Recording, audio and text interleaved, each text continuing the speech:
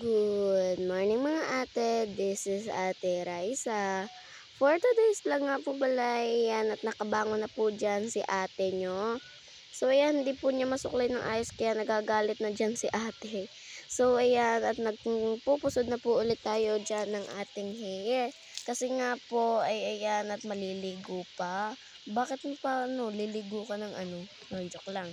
So, ayan po, at kumuha na nga po pala ako dyan ng aking isusuot. So, yan po saan ang susuot ko. Ayan po, fast forward, nakaligo na nga po pala, at ayan, sinuot ko na nga po pala yung napili kong damit.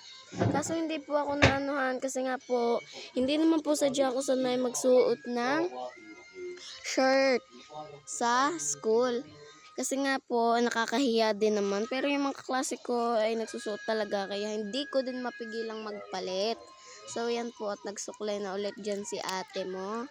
Ayan, todo pa cute sa camera kahit wala naman. Ano yun sa talampakan? Hoy, hindi. So, yan po. At kumuha na po tayo dyan ng ating kanin.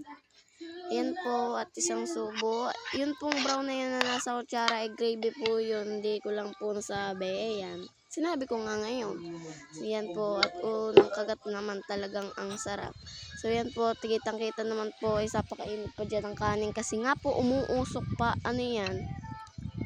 Galing sa... syempre sa apo. Hindi yan ano. So, yan. Fast forward nga po pala at naubos ko na yan. So, yan. At nakapagpusod at nakapaglagay na nga din po pala tayo dyan ng ating ribbon sa buhok. Ayan po. Hanggang dito lang po ang ating vlog. Bye-bye. Salamat and God bless.